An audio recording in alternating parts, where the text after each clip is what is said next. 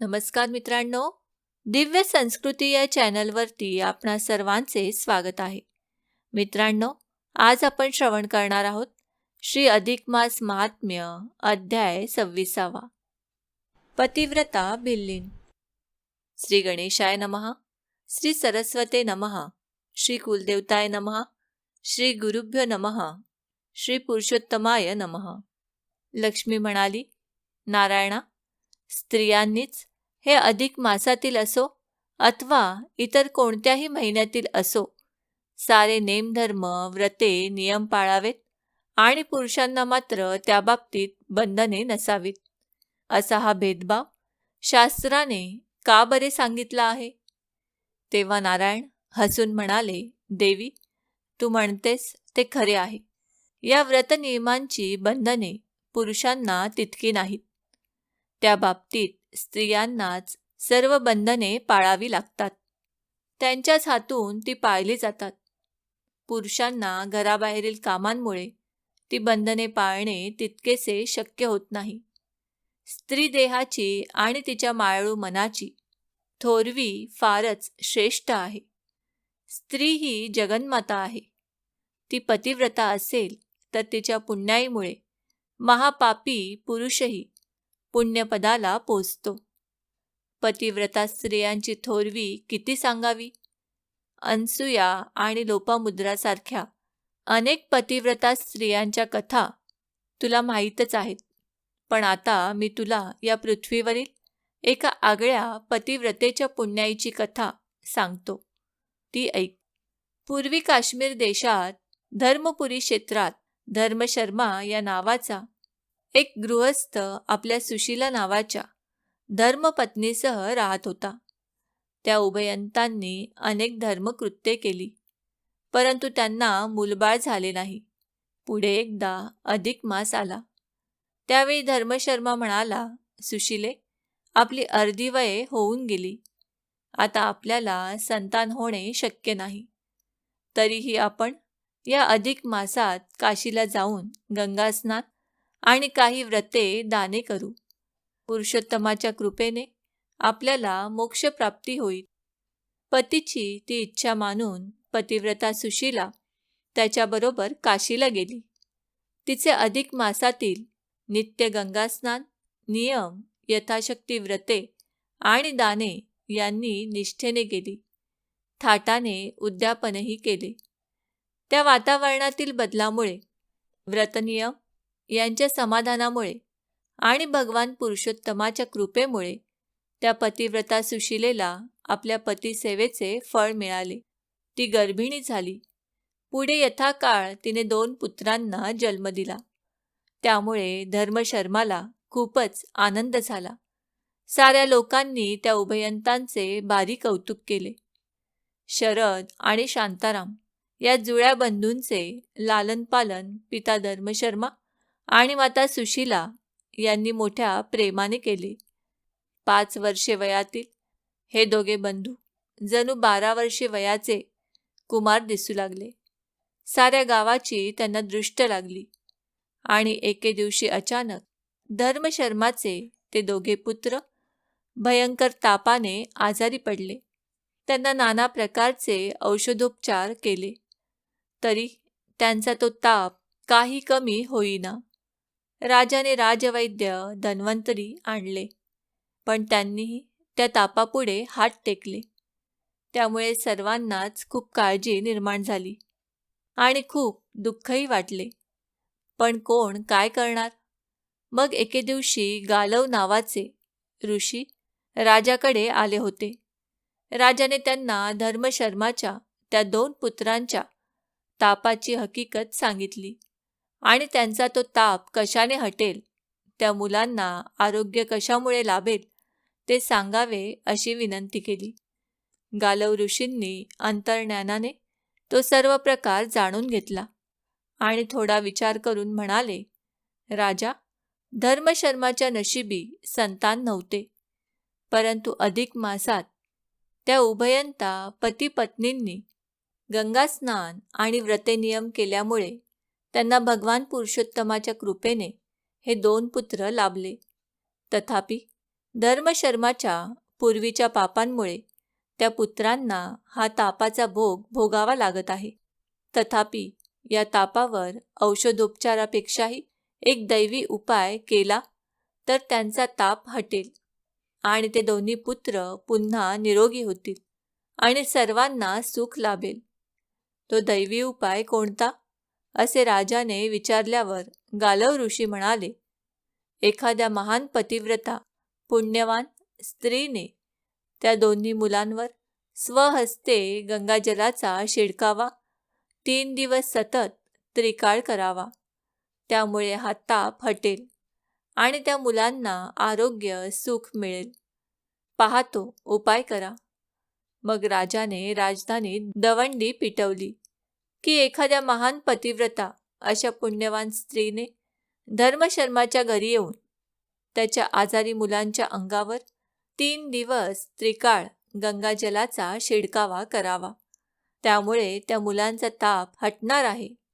तो डांगोरा ऐकून साऱ्या स्त्रियांची मोठीच गडबड उडाली. स्वतःला पतिव्रता म्हणून गावात ऐटीने सांगणाऱ्या स्त्रियासुद्धा काळजीत पडल्या. त्या मनाशी विचार करू लागल्या की आपण थोर पतिव्रता आहोत हे जरी खरे असले तरी जर का आपल्या हातून त्या गंगाजलाच्या शिडकाव्याने त्या मुलांचा ताप उतरला नाही तर मग काय, आपण पतिव्रता नाहीत हेच त्यामुळे सिद्ध होणार आणि मग आपली चिथू होणार. छे छे, नकोच ते तेथे जाणे. उगाच हात दाखवून अवलक्षण कशाला करायचे, हा असा परोपकार कशाला करायचा. झाले मग काय, त्या आजारी मुलांच्या अंगावर गंगाजलाचा शिडकावा करण्यासाठी कोणीही स्त्री पुढे येईना. त्या गोष्टीचे राजाला मोठेच नवल वाटले. आपल्या राज्यात कोणीच पतिव्रता स्त्री नाही की काय याची शंका त्या राजाला आली. त्याने स्वतःच्या राण्यांना सुद्धा गंगाजल त्या मुलांच्या अंगावर शिंपडायला सांगितले. पण छे, एकही राणी पुढे होईना. हरे राम. मग राजा अंतरी खूपच चकित झाला. नंतर एकदा ऐन दुपारच्या वेळी एक भिल्लीण तहान लागली म्हणून धर्मशर्माच्या वाड्यात पाणी पिण्यासाठी गेली. तेव्हा तिने त्या ठिकाणी ती 2 आजारी मुले पाहिली. त्या आजाऱ्याजवळ उषा पायथ्याशी काही पुरुष मंडळी बसलेली भिल्लिणीने पाहिली. मग तिने थोडी चौकशी केली. तेव्हा तिला कळले की धर्मशर्माच्या या दोन्ही मुलांना सपाटून ताप भरलेला आहे. अनेक औषधोपचार केले परंतु आराम नाही.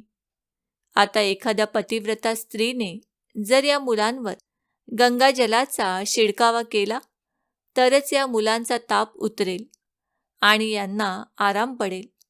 जाणत्याने हा सल्ला दिला आहे, परंतु अजूनही कोणीच खरी पतिव्रता स्त्री या कामासाठी पुढे आलेली नाही. काय करावे. तो प्रकार ऐकून त्या भिल्लिणीला थोडे नवल वाटले. पण ती रागाने म्हणाली, काय बया ह्या बाया, कोणालाच कशी दयामाया नाही.